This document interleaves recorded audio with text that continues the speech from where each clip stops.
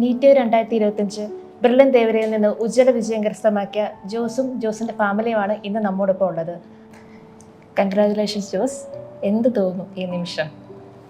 സത്യം നല്ല സന്തോഷമാണ് എനിക്കുള്ളത്. കാര്യം കഴിഞ്ഞ വർഷത്തെ നീറ്റിൻ്റെ എനിക്ക് ഉണ്ടായ എക്സ്പീരിയൻസ് വെച്ച് നോക്കുമ്പോൾ ഇത് വളരെ നല്ല ഉയർന്നൊരു മാർക്ക്, നല്ലൊരു റാങ്കാണ് എനിക്ക് കരസ്ഥമാക്കാൻ സാധിച്ചത്. വളരെയധികം സന്തോഷമാണ്. അപ്പോൾ ഈ പ്രഷർക്ക് വേണ്ടി ജോസ് ഇൻട്രൊഡ്യൂസ് ചെയ്യുക ജോസിനെ തന്നെ ഒന്ന്. നമസ്കാരം, എൻ്റെ പേര് ജോസ് ടി ഇമാനുവൽ. ഞാൻ തേവര റിപ്പീറ്റേഴ്സ് ബാച്ചിൽ L2 ബാച്ചിൽ സ്റ്റുഡൻ്റ് ആയിരുന്നു.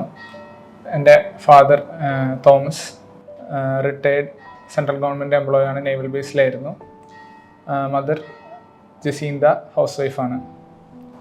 എൻ്റെ സ്വദേശം ആലപ്പുഴയിൽ തുറവൂർ എന്ന വില്ലേജിൽ നിന്നാണ് ഞാൻ വരുന്നത്. ജോസേ, +1 +2 കാലഘട്ടം എങ്ങനെയായിരുന്നു? എവിടെയാണ് പഠിച്ചത് ജോസ്? ഞാൻ +1 +2 പഠിച്ചത് എൻ്റെ അടുത്ത് തന്നെയുള്ള TDHSS തുറവൂർ സ്റ്റേറ്റ് സ്കൂളായിരുന്നു. അവിടെ നിന്ന് ഞാൻ വരുമ്പോൾ എനിക്ക് സത്യം പറഞ്ഞാൽ നീറ്റിനെ പറ്റി വലിയ ധാരണയൊന്നുമില്ല. +2 എക്സാം പോലെ തന്നെ ഒരു ഈസി ആയിരിക്കും എന്നൊക്കെയാണ് ഞാൻ പ്രതീക്ഷിച്ചത്. പക്ഷേ ഒന്ന് എഴുതിയപ്പോൾ എല്ലാം മനസ്സിലായി. അതുകൊണ്ട് തന്നെ ഞാൻ ആദ്യം എനിക്ക് പേടിയായിരുന്നു ബ്രില്യൻ്റ് എന്ന് കേട്ടപ്പോൾ. കുറേ കൂട്ടുകാരും ബ്രില്യൻ്റ് എന്തോ പിന്നെ പേടിപ്പെടുത്തുന്നത് കൂട്ടുകാർ തന്നെയായിരുന്നു +2-ലൊക്കെ ഉള്ളത്. പക്ഷേ കഴിഞ്ഞപ്പോൾ ഞാനിവിടെ ചേർന്ന് കഴിഞ്ഞ് ഒരു മാസമൊക്കെ കഴിഞ്ഞപ്പോൾ എനിക്ക് മനസ്സിലായി, ഇത് ബ്രില്യൻറ്റിനെ കുറിച്ചൊക്കെ മനസ്സിലായത് ഒരു മാസത്തിന് ശേഷമായിരുന്നു. വളരെ നല്ലൊരു എക്സ്പീരിയൻസ് ആയിരുന്നു. ജോസ്, ബ്രില്യൻ്റ് വന്നതിന് ശേഷം ജോസിനുണ്ടായ ചേഞ്ചസ് ഒക്കെ എന്തൊക്കെയാണ്? +2 വരെ ഞാൻ പഠിച്ചിട്ടുള്ളപ്പോൾ എനിക്ക് ഒരു കൂടി തിയറി മാത്രം ബേസ് ചെയ്തുള്ളൊരു പഠനമായിരുന്നു. പക്ഷേ ഇവിടെ വന്നപ്പോൾ എനിക്ക് മനസ്സിലായി കാര്യങ്ങൾ അങ്ങനെ അത്ര എളുപ്പമല്ല. തിയറി മാത്രം ജസ്റ്റ് വായിച്ചു വിട്ടാൽ മനസ്സിലാവില്ല, പ്രോബ്ലംസ് ചെയ്യണമെന്നല്ല. ആദ്യമൊക്കെ ചെറിയ ബുദ്ധിമുട്ടുണ്ടായിരുന്നു. സമയവും ഉറക്കമൊന്നും ഇത്ര നാൾ ഉറങ്ങിയ പോലെയൊന്നും അല്ല. ഒരു ഡിഫറെൻറ്റ് രാവിലെ എഴുന്നേൽക്കുന്നതൊക്കെ ഒരു വ്യത്യാസം ഉണ്ടായി. റുട്ടീനിൽ തന്നെ ഒരു വ്യത്യാസം ഉണ്ടായിരുന്നു. ആദ്യമൊക്കെ അഡ്ജസ്റ്റ് ചെയ്യാൻ പറ്റിയില്ല. പക്ഷേ കുറച്ച് കഴിഞ്ഞപ്പോൾ മനസ്സിലായി, ഇങ്ങനെ +2 വരെ പഠിച്ചതല്ല, ഇനിയുള്ളത് ഇനി കൂടുന്നേ ഉള്ളൂ. അപ്പോൾ അതനുസരിച്ച് നമ്മൾ മാറണമെന്ന് അഡാപ്റ്റ് ചെയ്യാൻ ട്രൈ ചെയ്യണമെന്ന് മനസ്സിലായി. പിന്നെ ഓരോ എക്സാമിനും അതിൻ്റേതായ ഡിഫറൻസ് വന്നു തുടങ്ങിയപ്പോൾ സന്തോഷം ഉണ്ടായിരുന്നു. ജോസ്, ഈ ഒരു വർഷത്തെ നീറ്റിൻ്റെ പ്രിപ്പറേഷൻസ് ഒക്കെ എങ്ങനെയായിരുന്നു? ഈ പഠന രീതികളെ കുറിച്ച് ഞങ്ങളൊന്ന് പങ്കുവെക്കാവോ? ഞാൻ തുടക്കത്തിൽ ഇവിടെ നിന്ന് തന്ന സ്റ്റഡി മെറ്റീരിയലൊക്കെ ചെയ്ത് തുടങ്ങുന്ന സമയത്ത് എനിക്ക് അത്ര സ്പീഡ് ഉണ്ടായില്ല ക്വസ്റ്റ്യൻ ചെയ്യാൻ. അപ്പോൾ 1-2 ആഴ്ച കൊണ്ട് ഒരു ചാപ്റ്ററൊക്കെ തീർക്കാൻ കൂടുതൽ സമയം എടുത്തിരുന്നു. പിന്നീട് ഒരു മാസമെങ്കിലും ആയി കാണണം. അതിനുശേഷം എനിക്ക് എല്ലാ വീക്കിലേക്ക് മുമ്പായിട്ട് വർക്ക് ബുക്കും സ്റ്റഡി മെറ്റീരിയൽ, സ്റ്റഡി പാക്കേജ്, ഇതിൻ്റെ എല്ലാത്തിൻ്റെയും ക്വസ്റ്റ്യൻസ് അത്യാവശ്യം ചെയ്ത് തീർക്കാൻ പറ്റുന്നുണ്ടായിരുന്നു. അങ്ങനെ ഞാൻ ചെയ്ത് തീർക്കും. ഒപ്പം തന്നെ ഇടയ്ക്ക് E-Learn ആപ്പിലെ മൾട്ടി ലെവൽ ക്വസ്റ്റ്യൻസ് ഞാൻ ചെയ്യുമായിരുന്നു. ആദ്യമൊക്കെ ഈസി മാത്രമേ ചെയ്യുള്ളായിരുന്നു.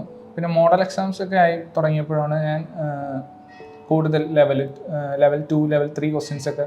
ഫിസിക്സൊക്കെ ലെവൽ 3 പോകാറില്ല, എനിക്ക് ടഫായിട്ട് തോന്നുമ്പോൾ ഞാൻ നിർത്തും. എന്നാലും പറ്റുന്ന ചാപ്റ്ററിൻ്റെ ഒക്കെ ചെയ്യും.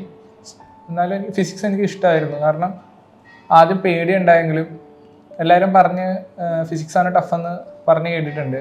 പക്ഷെ അപ്പോൾ ഞാൻ കൂടുതൽ ഫിസിക്സിന് ഇൻട്രസ്റ്റ് ഉണ്ടാക്കാൻ തുടങ്ങി. അത് വളരെ യൂസ്ഫുൾ ആയിരുന്നു. അതൊക്കെയാണ്. ജോസ് ഇപ്പോൾ പറഞ്ഞല്ലോ മോഡൽ എക്സാമിനെ പറ്റി. നമ്മുടെ മെയിൻ നീറ്റ് എക്സാമിന് ഈ മോഡൽ എക്സാം എങ്ങനെയാണ് ഉപകാരപ്പെട്ടത്? ആദ്യം മുതൽ തന്നെ ബ്രില്യൻറ്റിൻ്റെ നീറ്റിൻ്റെ അതേ മോഡലിൽ തന്നെയാണ് എക്സാംസ് നടന്നത്. 180 ക്വസ്റ്റ്യൻസും നെഗറ്റീവ് മാർക്കിങ്ങും എല്ലാം അതേ കൃത്യമായ രീതിയിൽ നമുക്ക് അവൈലബിൾ ആക്കി തന്നു. ലാസ്റ്റ് കുറച്ച് ഒരാഴ്ചയോളം സീൽഡും ഓരോ പേപ്പർ സീൽഡായിട്ട് ക്വസ്റ്റ്യൻ പേപ്പറൊക്കെ കിട്ടി. നീറ്റിൻ്റെ അതേ നമുക്ക് പേടിക്കാനൊന്നും ഉണ്ടായില്ല. കാരണം ബ്രില്യൻറ്റിനെ നമുക്ക് വിശ്വസിക്കായിരുന്നു. ആ രീതിയിലായിരുന്നു മോഡലിനെല്ലാം തന്നത്. അതുപോലെ തന്നെ ഡിഫിക്കൽട്ട് ലെവലും അറൗണ്ട് ഇത്രയും നാൾ എഴുതിയ നീറ്റ് പ്രീവിയസ് ഇയർ എഴുതിയപ്പോൾ അതെല്ലാം ബ്രില്യൻറ്റിൻ്റെ മോഡൽ തന്നെയായിരുന്നു. പിന്നെ 2025 നീറ്റ് ഇത്ര ഡിഫിക്കൽട്ട് ആയിരുന്നെങ്കിലും ബ്രില്യൻറ്റ് മോഡൽ എഴുതിയത് കൊണ്ട് തന്നെയാണ് എനിക്കിപ്പോൾ ഇവിടെ ഇരിക്കാൻ പറ്റുന്നത്. എല്ലാവർക്കും നീറ്റ് 2025 ടഫായിരുന്നു. എന്തായിരുന്നു ജോസ് എക്സാം ഹാളിൽ നിന്ന് പുറത്തേക്ക് വന്നപ്പോൾ ജോസിനുണ്ടായ ഒരു ഇമോഷൻ? സത്യം പറഞ്ഞാൽ ശരിക്കും പേടിച്ചിരുന്നു. കാരണം മോഡലിനെല്ലാം അത്യാവശ്യം നല്ലൊരു 600 മാർക്കിന് എബോവ് ആയിട്ട് എല്ലാം മെയിൻറ്റെയിൻ ചെയ്യാൻ പറ്റി. അപ്പോൾ ആ ഒരു ധൈര്യത്തിൽ പോയിക്കൊണ്ടിരുന്നപ്പോൾ ആ ഫിസിക്സിൻ്റെയൊക്കെ ക്വസ്റ്റ്യൻസ് ഇത്തിരി കൂടി അഡ്വാൻസ്ഡ് ലെവലായിരുന്നുകൊണ്ട് അല്പം പേടിച്ചിരുന്നു. ഞാൻ സാധാരണ തുടങ്ങുന്നത് ഫിസിക്സിലാണ്. എനിക്ക് ഇൻട്രസ്റ്റ് ഉള്ളതുകൊണ്ട് തന്നെ ഫിസിക്സിലാണ് തുടങ്ങാറ്. പക്ഷേ എനിക്ക് അപ്പോൾ സത്യം പറഞ്ഞാൽ ഫിസിക്സ് സ്കിപ്പ് ചെയ്യേണ്ടി വന്നു. കെമിസ്ട്രിയും ബയോളജി എഴുതിയപ്പോൾ എല്ലാത്തിൻ്റെയും ലെവൽ ഇത്തിരി കൂടുതലാണെന്ന് മനസ്സിലായി. പിന്നെ ഞാൻ ഡൗൺ ആയി, കോൺഫിഡൻസ് ഒക്കെ ഒന്ന് പോയി. പിന്നെ ലാസ്റ്റ് ഫിസിക്സിന് ഞാൻ 1 hour എങ്ങനെയെങ്കിലും ഒപ്പിച്ചെങ്കിലും പക്ഷേ എനിക്ക് 1 hour തീർക്കാൻ പറ്റിയില്ല. കുറേ എണ്ണം ബ്ലാങ്ക് ആയിട്ട് വരേണ്ടി വന്നു. ഫിസിക്സിന് പക്ഷേ അത് അത്രയും വിട്ടതുകൊണ്ട് എനിക്ക് അത്ര ഇൻട്രസ്റ്റ് ഉള്ള സബ്ജക്റ്റ് ആയതുകൊണ്ടും അത്രയും മാർക്ക് പോയല്ലോ എന്ന് ഓർത്തും എനിക്ക് ഡെസ്പായിരുന്നു ഞാൻ ഫുള്ള്. അപ്പോൾ കമ്പാരിറ്റീവ്ലി ഏറ്റവും ഈസി ആയിട്ട് തോന്നിയത് സബ്ജക്റ്റ് ഏതായിരുന്നു? അത് ബയോളജി ആയിരുന്നു എനിക്ക് ഏറ്റവും ഈസി ആയിട്ട് തോന്നിയത്. കാരണം ബയോളജിയിൽ NCERT തന്നെയാണല്ലോ, വേറെ പ്രത്യേകിച്ച് പുറത്തൊന്നും വരുന്നില്ല. അപ്പോൾ NCERT അത്രത്തോളം വായിച്ചിട്ടുള്ളതുകൊണ്ടും ഉറപ്പുള്ളതുകൊണ്ടും ബയോളജി ഈസി ആയിട്ട് തോന്നി. എങ്കിലും ചില assertion reason type question, statement type question confusing ആയിരുന്നു. ഇത്തിരി നമുക്ക് സാധാരണ നമ്മൾ കണ്ടിട്ടുള്ള രീതിയിനേക്കാളും ഇത്തിരിയും കൂടി ടഫായിരുന്നു. ബയോളജി ആയിരുന്നു കമ്പാരിറ്റീവ്ലി ഈസി. ഒരു ദിവസത്തെ ജോസിൻ്റെ പഠന ഷെഡ്യൂൾ ഒന്ന് വിവരിക്കാമോ?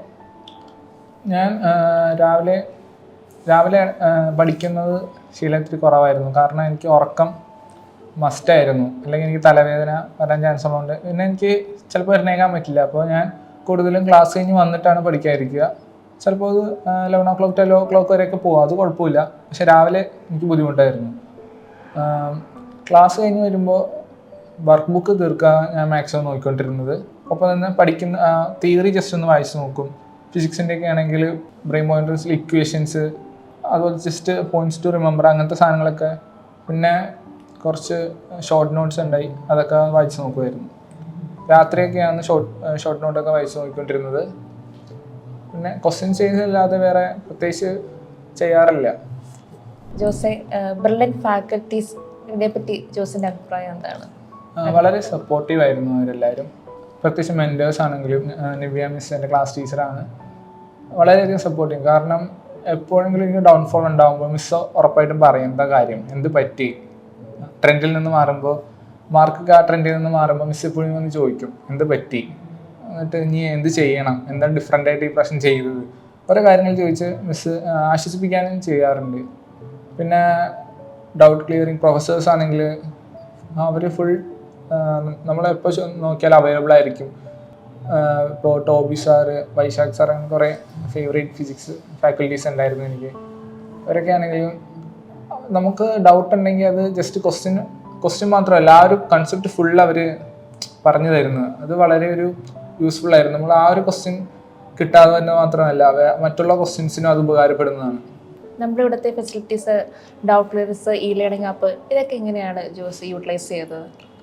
ഡൗട്ട് ക്ലിയറൻസ് ഞാൻ റെഫറൻസ് ഇടയ്ക്ക് വരാറുള്ളൂ, പക്ഷെ വരുമ്പോഴൊക്കെ അവൈലബിൾ ആവുന്നതുകൊണ്ട് എനിക്ക് വർക്ക് ബുക്കാണ് ഞാൻ കൂടുതൽ ചെയ്യുന്നത്. സ്റ്റഡി പാക്കേജും ചെയ്യും. സ്റ്റഡി പാക്കേജിൽ ക്വസ്റ്റ്യൻസ് കമ്പാരിറ്റീവ്ലി ഇത്തിരി കൂടി ഹാർഡർ ആയിരിക്കും. അപ്പോൾ എനിക്ക് ചെയ്യാൻ ബുദ്ധിമുട്ടുള്ളൂ. ഇപ്പോൾ ഞാൻ അവിടെ തന്നെ ഇരിക്കുകയും ഫ്രണ്ട്സൊക്കെ ആണെങ്കിൽ കൂട്ടത്തിൽ വരും. അപ്പോൾ ഞങ്ങൾ പ്രൊഫസേഴ്സ് റൂമിൽ തന്നെ പോയിരിക്കും.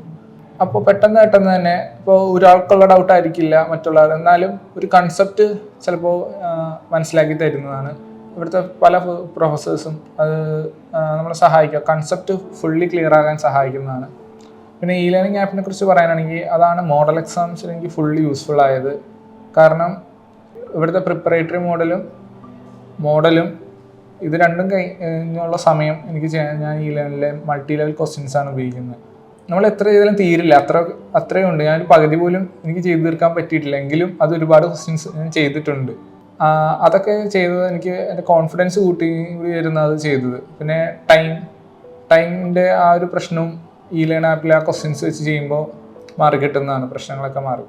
നമ്മുടെ ഡയറക്ടർ സാർമാർ ഇവിടെ ക്ലാസ്സിലൊക്കെ വരാറുണ്ട്, ആ എക്സ്പീരിയൻസ് ഒന്ന് വിശദീകരിക്കാമോ? ഇവിടെ തേവര സെൻറ്ററിൽ സ്റ്റീഫൻ സാറാണ് സാധാരണയായിട്ട് വരാറുള്ളത്. അത്യാവശ്യം എല്ലാ ആഴ്ചയിലും സാറ് വരുന്നതുകൊണ്ട് സാറിന് വന്നു പോകുമ്പോൾ എല്ലാവരും ഒന്ന് മോട്ടിവേറ്റഡ് ആയിട്ടുണ്ടാവും. അതുകൂടാതെ തന്നെ സാറ് പറയുന്ന ഓരോ ടിപ്സ്, ഇനി എന്ത് ചെയ്യണം, മോഡൽ എക്സാംസ് ഒക്കെ തുടങ്ങുമ്പോൾ ആദ്യമൊക്കെ നമുക്ക് സമയം കിട്ടും. പിന്നീട് ഓരോ യൂണിറ്റ്സൊക്കെ കമ്പൈൻ ചെയ്ത് വരുമ്പോൾ നമുക്ക് എങ്ങനെ പഠിക്കണമെന്നറിയില്ല. അപ്പോൾ സ്റ്റീഫൻ സാർ ഓരോന്ന് പറഞ്ഞു തരും. അത് എന്തുകൊണ്ടും അത് കറക്റ്റായിരിക്കും, കാരണം ആ സമയത്തിനുള്ളത് തീർക്കാൻ പറ്റും. ആ ടൈം ടേബിളൊക്കെ സ്റ്റീഫൻ സാർ കറക്റ്റായിട്ട് എക്സ്പ്ലെയിൻ ചെയ്ത് തരുന്നുണ്ട്. സർ നമസ്കാരം. റിസൾട്ട് അറിഞ്ഞപ്പോൾ സാറിനുണ്ടായ അനുഭവം എന്തായിരുന്നു? റിസൾട്ട് അറിഞ്ഞപ്പോൾ ഞാൻ വളരെ സന്തോഷമായിരുന്നു. കാരണം ഇദ്ദേഹം എക്സാം എഴുതിയിട്ട് വരുന്ന സമയം ഗേറ്റിൽ നിന്ന് ഇറങ്ങി വരുമ്പോൾ ഞാൻ പിതാവ് എന്ന നിലയിൽ ഓടി അങ്ങ് ചെന്നിട്ട് ചോദിച്ചു എങ്ങനെയുണ്ടെന്ന് ചോദിച്ചപ്പോൾ കുറച്ച് ടഫായിരുന്നു പറഞ്ഞു. എന്നാലും മാർക്ക് അയാൾ പ്രതീക്ഷിക്കുന്നുണ്ടായിരുന്നു. ഫിസിക്സ് കുറച്ച് ക്വസ്റ്റ്യൻസ് അറ്റൻഡ് ചെയ്യാൻ പറ്റിയില്ലെന്ന് പറഞ്ഞു. അതുപോലെ തന്നെ മൊത്തത്തിലൊരു ടഫ്നെസ് ഉണ്ടായിരുന്നു. റിസൾട്ട് പറഞ്ഞപ്പോൾ നമ്മളത് ബ്രില്യൻറ്റിൽ പ്രതീക്ഷ വെച്ചിരുന്നത് പോലെ തന്നെ സംഭവിച്ചു. എന്തുകൊണ്ടാണ് ബ്രില്യൻ്റ് തന്നെ തിരഞ്ഞെടുത്തത്? ബ്രില്യൻറ്റ് ഞാൻ എൻ്റെ മൂത്ത കുട്ടിക്കും ബ്രില്യൻറ്റിൽ തന്നെയാണ് വിട്ടിരുന്നത്. അവള് MBBS അഡ്മിഷൻ കിട്ടിയതാണ്. അതുകൊണ്ട് തന്നെ അതിനെപ്പറ്റി ഒരു നല്ലൊരു ചിന്ത എനിക്കുണ്ടായിരുന്നു. അതുകൊണ്ട് ഇദ്ദേഹത്തെയും ഞാൻ ബ്രില്യൻറ്റിലേക്ക് തന്നെ പ്രിഫർ ചെയ്തു. ഇനി നീറ്റ് എഴുതാൻ പോകുന്ന കുട്ടികളോട് എന്ത് സജഷനാണ് കൊടുക്കാനുള്ളത്? ഇവിടെ വന്നപ്പോൾ ഞാൻ കുറേ പേര്, പലരും എനിക്കറിയാവുന്നവർ, പലരും കുറേ ഡൗൺഫോളും ഒക്കെ വന്നിട്ട് എനിക്ക് പരിചയമുള്ളവരുണ്ട്. നിങ്ങളാരും അത് കണ്ട് അങ്ങനെ ഇപ്പോൾ നിങ്ങൾക്ക് പലർക്കും ഡൗൺഫോൾ ഉണ്ടാകുന്നു, അതൊന്നും കണ്ട് പേടിക്കരുത്. കാരണം ഇപ്പോൾ റിസൾട്ട് വരുമ്പോൾ കുറേ പേർക്കും എന്നേക്കാൾ മാർക്ക് കുറഞ്ഞിരുന്നവർക്ക് പോലും ഇപ്പോൾ എന്നേക്കാൾ മാർക്കുണ്ട്. കാരണം അത് മാറിക്കൊണ്ടേയിരിക്കും. ഒരു അപ്പും ഡൗണും ഉണ്ടാവും. പേടിക്കാതിരിക്കുക, അതേ ഉള്ളൂ. അപ്പോൾ ഓക്കെ ജോസ്, ഒരിക്കൽ കൂടി കൺഗ്രാജുലേഷൻ. ഇനിയും ഒരുപാട് വിജയങ്ങൾ നേടട്ടെ. All the very best. Thank you. Brilliant Study Center, India's #1 coaching center for NEET and JEE.